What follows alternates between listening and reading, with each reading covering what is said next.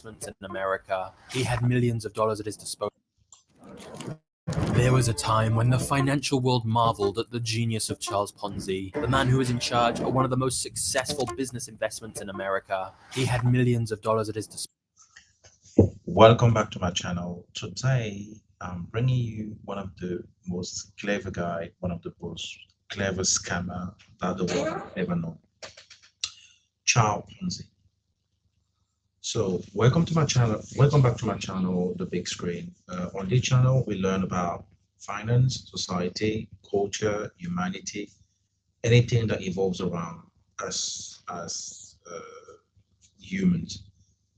So today I stumbled onto a video on YouTube, which is quite interesting. I never heard about this guy before, so I think you're gonna learn and get knowledge as well about this guy at the same time as me. So before we get into the video, I wanted to know a bit of the guy from Google. So what we're gonna do is, so that guy Charles Ponzi was born in Lugo, Italy. He's an Italian. Okay. In 1882.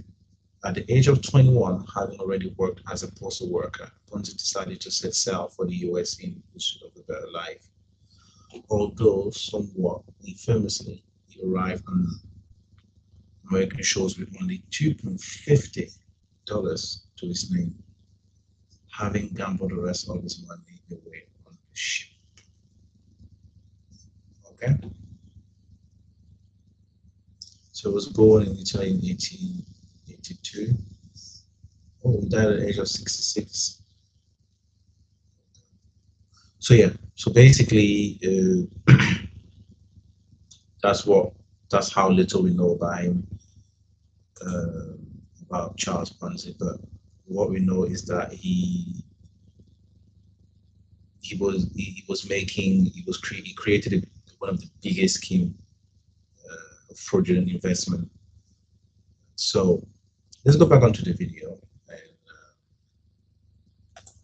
start it.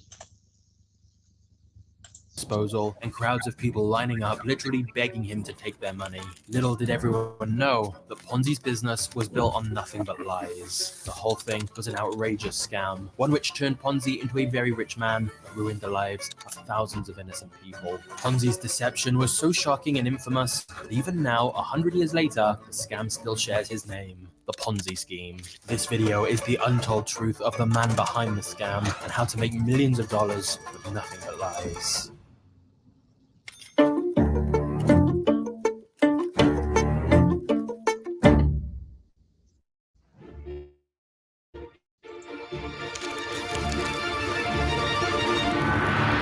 Why do they have to use that idiot, that adjective idiot? Oh my God.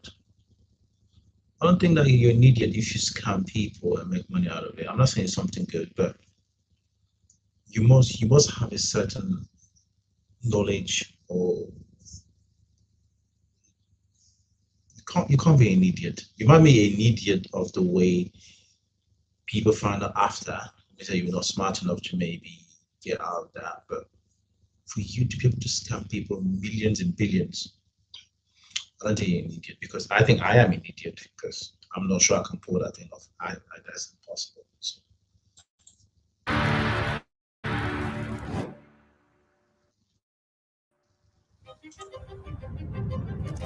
Charles Ponzi was born in Italy on March 3rd, 1882. His father was a hard-working postman, and overall, his family was financially comfortable. But it used to be so much more than that. Ponzi's grandparents and great-grandparents had all been successful businessmen, merchants, and public officials. The demotion to the working class really affected Ponzi from a young age and made him bitter and resentful. He wondered why he had to suffer for his family's failing fortunes. Why couldn't he have been born rich and enjoy a life of leisure without having to worry about a job or money? As a teenager, Ponzi inherited a modest sum of money following his father's death. He used it to enroll in college, as his mother had her heart set on him going to a prestigious college to get an education.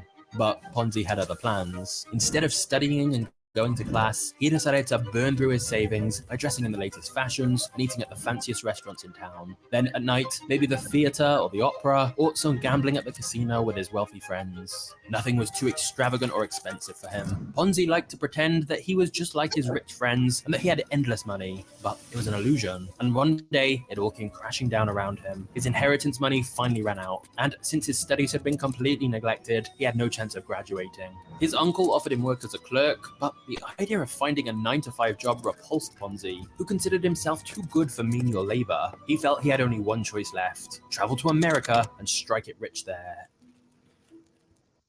Do you want to discover how to succeed on YouTube without ever even showing your face with AI YouTube channels? Sorry, Well, I'd love Sorry, lads, about the video, about the ads.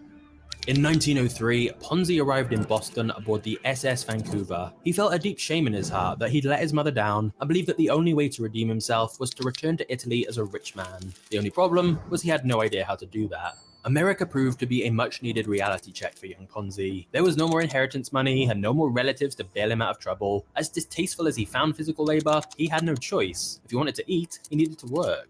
Ponzi spent the next few years up and down the East Coast, from New York to Florida. He worked as a sign painter, a waiter, a grocery clerk, a dishwasher, a factory hand, an insurance salesman, and a sewing machine repairman. None of the gigs lasted long though. Ponzi either quit because he hated the work, or he was fired because he tried to cheat the customers. This often meant he resorted to stealing or begging for scraps of food and sleeping in parks. It was a far cry from his carefree days as a high roller back in Rome. And even when Ponzi did manage to scrape together a bit of cash, he would inevitably spend it all on a big night out or a weekend vacation to remind himself of the good old days. In 1907, Ponzi traveled to Montreal, hoping that Canada would prove to be more welcoming and lucrative. And at first, things were looking up for him. He found work as a clerk at a bank that mainly served Italian immigrants called Banco Zarossi. It was the same type of job that Ponzi had turned down back in Rome because he considered himself too good for it. But it was surprising how a few years on the streets working for minimum wage could change his perspective. Unfortunately for Ponzi, his new job did not last long because his boss was a con man. Zarossi was using an age-old fraud known as robbing Peter to pay Paul. In other words, he was using the money from his newest clients in order to...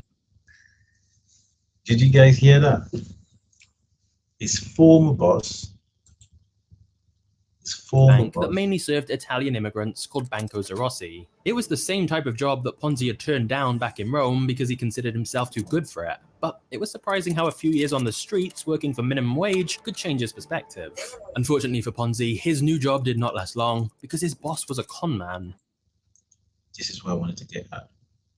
His former boss was a con man. So where do you think he learned that from? I can't see that coming already from there. I can't see that coming from that bank. Yeah, I can see that. Zarossi was using an age-old fraud known as robbing Peter to pay Paul. In other words, he was using the money from his newest clients in order to pay off his older ones. This allowed Zarossi to offer 6% interest rates on all bank deposits, which was double the average rate. However, his clients started getting suspicious when their relatives back home kept complaining they weren't receiving the money the bank was supposed to send. In mid-1908, the authorities began investigating the bank for embezzlement, at which point Zarossi filled a suitcase with all the cash he could carry and fled to Mexico, leaving his employees and the family to deal with the fallout from the scam. Not wanting to be the one who takes the fall, Ponzi intended to travel back to the United States so he didn't have to be involved in the investigation and fallout from Zarossi's scam. But before that, he did something very stupid. So that he wouldn't have to start from scratch again, he thought he would give himself a little going away present by forging a check from one of his bank's clients, a shipping firm called the Canadian Warehousing Company. Ponzi stole a blank check from the manager's checkbook and filled it out for $423.58. A believable and unsuspicious amount, thought Ponzi. But as soon as he tried to cash the fraudulent check, the bank teller easily spotted the fake signature and alerted the police. Ponzi got 3 years in prison at St. Vincent de Paul Penitentiary. But of course, this was just the start of Ponzi's crimes.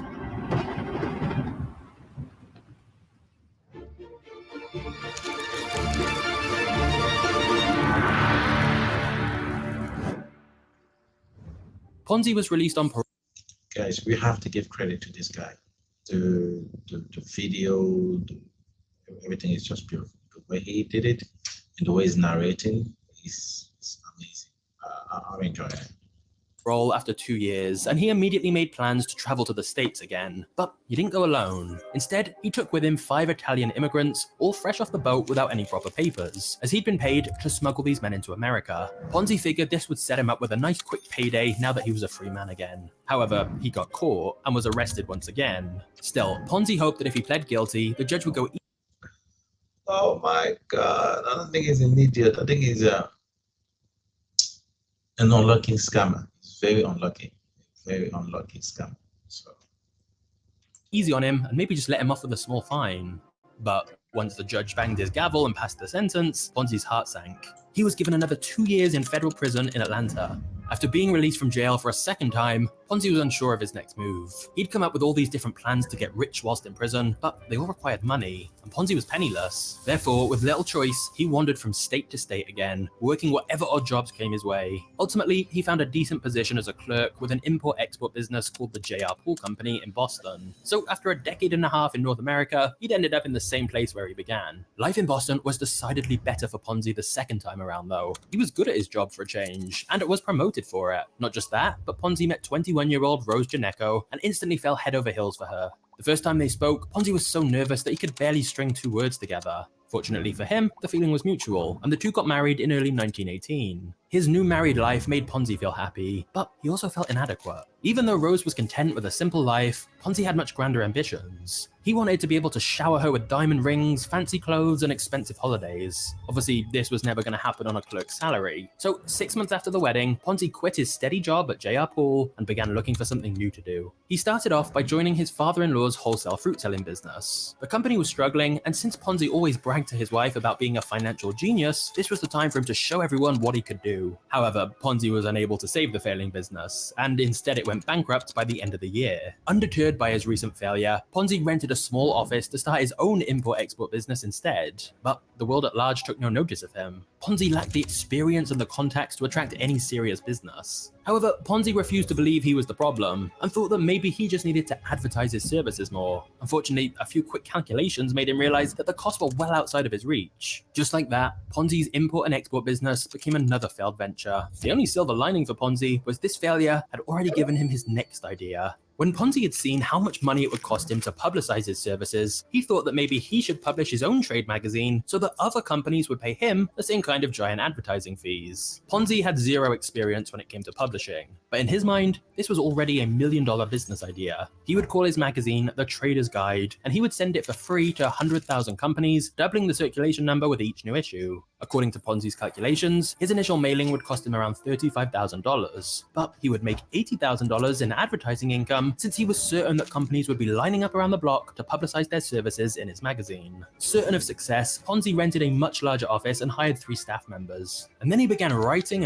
to investors and business owners about the possibility of getting involved with the first ever issue of the Trader's Guide. Then reality came crashing down on Ponzi like a ton of bricks. Nobody was interested. Nobody cared about his obscure little trade magazine, and they certainly were not willing to pay his exorbitant rates to get featured on it. Then, when Ponzi went to his local bank to get a loan, because he was almost out of money, he got another harsh dose of reality when the bank president refused his application on the spot, telling him he'd rather close Ponzi's account than loan him a single dollar. These were bitter pills to swallow for Ponzi, and left with little choice, he had to fire his staff and sublet his office space to earn some money. But his dreams and ambitions remained as powerful as ever, and Ponzi hoped that his next idea would be the one to make him rich. One day in August 1919, Ponzi was going through his mail when he spotted a letter from Spain. Back when he still thought the Trader's Guide would become the next big thing in advertising, Ponzi was not content with simply doing business in America. He'd envisioned that his guide would be translated into French, German, Italian, Spanish, and Portuguese, and that he would expand his business into Europe. And thus, he'd contacted many foreign companies about the possibility of doing business together, and it seems that at least one of them was interested. The Spanish author of the letter requested a copy of the Trader's Guide, and to pay for postage, he included something that Ponzi had never seen before, an International Reply Coupon, or IRC. IRCs were prepaid coupons that could be bought in exchange for postage stamps in any country that was a member of the Universal Postal Union. They were commonly used by people who sent letters internationally to cover the cost of a return letter where they were not expecting the other person to pay the postage. But for Ponzi, they were a bolt of inspiration and were about to change his life forever. Wix gives you the power of AI So to like- build the website you need. Okay.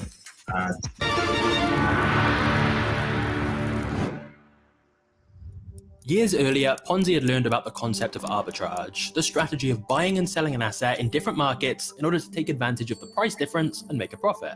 In the case of IRCs, they were always exchanged for the same postage value regardless of the country, but they were purchased at slightly different prices depending on the fluctuations in local currency. So in theory, Ponzi could buy an IRC in Italy, where the lira had taken a serious hit after the war, and then redeem it in the United States for American postage stamps, where he knew the dollar value would be slightly higher. He would then sell those stamps and make a tiny profit. Then, by scaling the operation to thousands, even millions of IRCs, he was looking at some serious money. This was Ponzi's new business plan, and on paper, it seemed like not only a good idea, but also perfectly legal. Arbitrage was a sound investment tactic that had been in use for centuries. So, in January 1920, Ponzi started a new company to handle what seemed to be his most promising business venture yet, and he called it the Securities Exchange Company. Unfortunately for Ponzi, like many times before, reality came in to crush his hopes and dreams. The truth was that the profits from the arbitrage of IRCs were so small that they would be completely wiped out by the cost of shipping the IRCs from one country to another. There literally were not enough IRCs in the entire world to sustain the kind of operation that Ponzi was imagining. And yet, he refused to let go of this idea. Ponzi was convinced that this was his golden goose, his one-way ticket to the life of wealth and luxury he'd always felt he deserved. So when the legitimate business proved unsustainable, he turned his idea into the infamous Ponzi scheme that shares his name. After all, his plan to arbitrage IRCs sounded really good, so even though it actually wasn't good at all, maybe he could convince other people it would work and take their money. Now, at its core, the Ponzi scheme is similar to the classic fraud robbing Peter to pay Paul, which Ponzi saw firsthand back when he was involved working for Banco Zarossi. It involves getting people to invest in a business opportunity by promising them huge returns in a short amount of time with little to no risk. However, their money never really gets invested. Instead, the fraudster keeps most of it for themselves, whilst giving some of the profits to earlier investors. When these early investors see such large returns, most of them agree to reinvest their profits back into the business to make even more money, thinking it all seems to be working as advertised. Many of them even tell other people about the opportunity, as they believe the earnings are perfectly legitimate. But in reality, all that's happening is those early investors are getting paid using some of the money from new investors. It's a very simple but effective system that preys on people's greed and financial naivety, but it requires a constant flow of new funds in order to keep the scam going. As soon as the fraudster can't find enough new investors to pay off the returns of his older investors, the con usually falls apart. Even though the scheme was named after Ponzi, he was not the first one to do it. A New York bookkeeper named William Miller used the same technique to con investors out of $1 million back in 1899. And outside of America, a German actress named Adele Spitzer may have operated the first known Ponzi scheme in history in the early 1870s. However, Ponzi took the idea to a whole new level. With the holidays approaching, we all know It was a woman that first. Woman, I salute you and I respect that. It's not about her. It's not about her. and outside of America, a German actress named Adele Spitzer may have operated Adele Spitzer.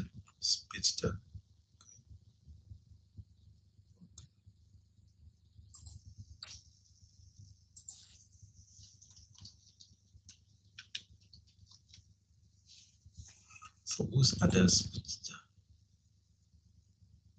Also known by her stage name Adele Fire, was a German actress, folk singer, and con artist. Initially a promising young actress, became a well-known private banker in 19th century. Unique when her theatrical success dwindled. Okay.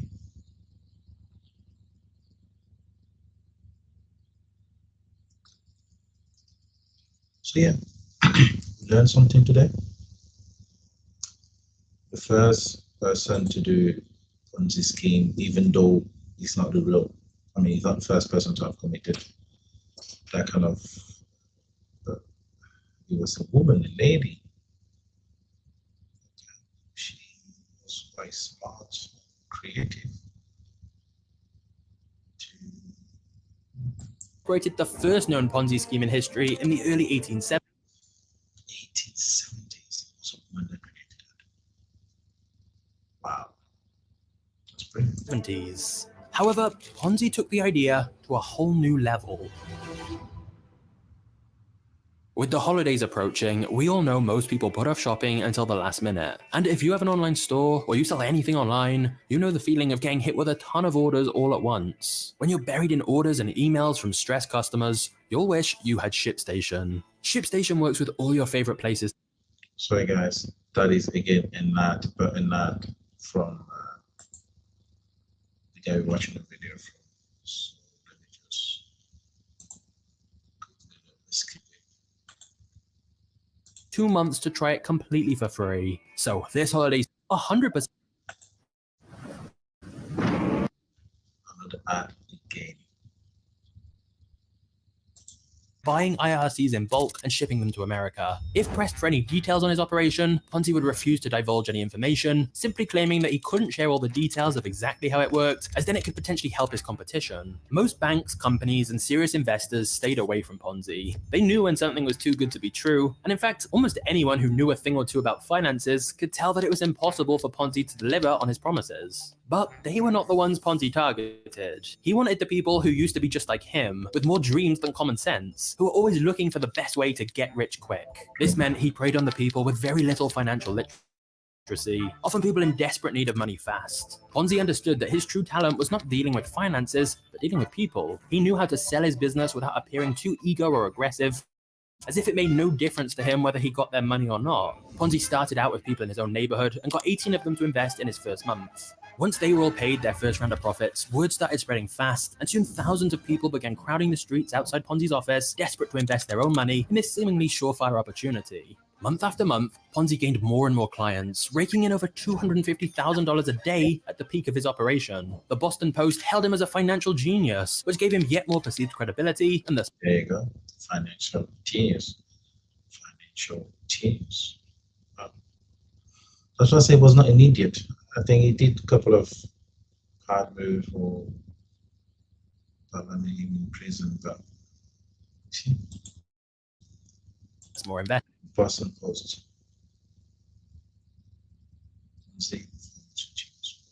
Investors. Soon, Ponzi was able to live the life he'd always dreamed of. He moved into a giant mansion, bought a fast car, dressed only in expensive clothes, wore gold watches and diamond pins, and went on lavish first-class trips. It was the lifestyle that Ponzi always felt he deserved, but he did not get to enjoy it long. By the start of the summer, less than 6 months after Ponzi launched his new venture, there were rumblings of doubt about his business. Initially, everyone was afraid to say anything, since Ponzi had successfully sued a financial analyst for libel who'd accused Ponzi of lying. After all, many early investors had been paid already, which Ponzi said was proof everything was legitimate. But then the Boston Post, the same newspaper that once proclaimed Ponzi a genius, started to investigate his operation. They brought in Clarence Barron, president of Dow Jones and manager of the Wall Street Journal, who spotted the obvious scheme. By his calculations, Ponzi would have needed to purchase 160 million IRCs, and yet there were only 27,000 in circulation in the whole world. In July 1920, the Post presented Barron's conclusions on the front page of the newspaper, decrying Ponzi as a fraud and prompting an investigation into his company. But the wheels of justice turned slowly, and Ponzi was able to ease the concerns of the government officials initially by cooperating fully and even saying he'd stopped taking in new investments while he was under scrutiny. But then Ponzi caused his own downfall by hiring William McMasters as his publicist. Unlike Ponzi, McMasters was an honest man who soon realized that his client was a total fraud. He later said, "Ponzi is a financial idiot. He can hardly even add up. He sits with his feet on the desk, smoking expensive cigars in a diamond holder and talking complete gibberish about postal coupons." With access to all of Ponzi's records, McMasters collected the evidence he needed and went to the Boston Post, where he wrote a Pulitzer Prize-winning expose detailing all of Ponzi's secrets. This time, the game was really up, and the Ponzi scheme collapsed. Several banks had to declare bankruptcy, tens of thousands of people lost their life savings, and Ponzi himself was indicted on 86 counts of mail fraud. However, the conman managed to strike a deal and pleaded guilty to only a single charge of mail fraud, receiving just 5 years in federal prison. A relatively small amount given the huge amount of money stolen and the vast amount of lives ruined.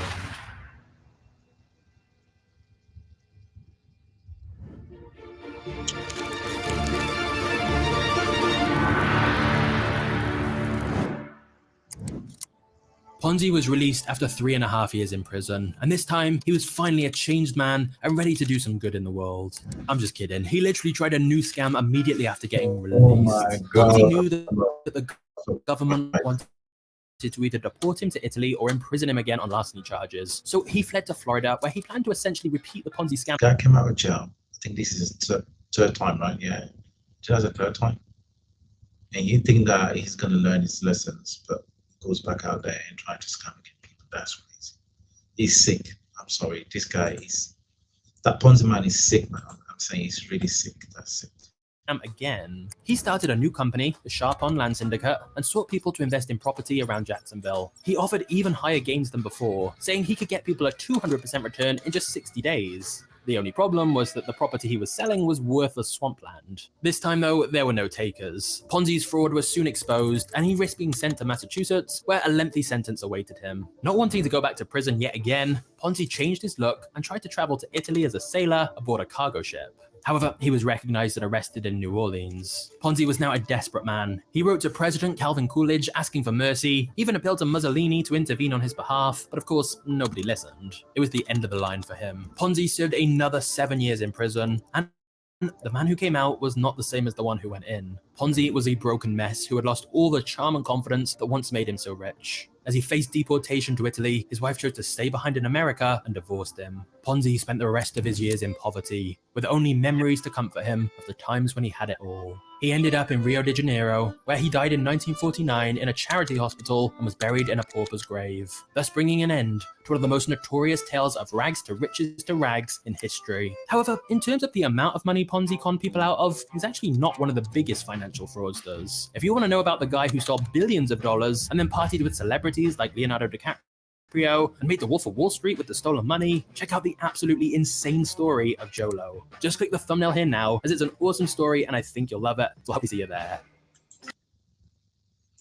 So, Mr. Ponzi has not learned, and he died in Rio de Janeiro, that's in Brazil. And the way, I think maybe the way he died, he was lonely at the hospital, like they said. So the guy had, listen, he was not born poor like me. I'm not gonna say like us, because I don't know who you watching. Maybe you have inheritance. So he was born. He had substantial amount of money. Then again, you don't understand how come the man is just like partying, drinking, smoking cigars and stuff like that, spending. Yeah. The guy is spending money. All the time that he's trying to make money, he spends it right back again. Can't keep money, can't invest. He can't. Anyway, so today I've learned about, I think you all did, Charles Ponzi. That was his first name was Charles Ponzi, an Italian guy, which created what is known today the Ponzi scheme. Because I remember I saw when I first came to the UK, there was I can't remember the name. There was a scheme that was saying that you have beauty products. If I do remember back then, you have beauty products. If you buy, you don't even need to buy it. That's what they were saying. So what they would do is they would provide you of those beauty products. No, you have to pay something. Not a huge amount, but you have to pay something. So then they will provide you of those beauty products. Then you have to go and sell it to other people. And then you can recruit us to other people. So when they come and sell for you, you get a certain percentage on what they're selling. And then when they bring, and then the people that you brought bring other people, then they will get another percentage from the other people. And then you that initially, you will get a percentage from them and the other people that they brought in. So it was like a kind of a ladder scheme. Anyway, I think it's the same thing. I think it's probably the same thing. So anyway, thank you guys for watching. Please do subscribe and like the video.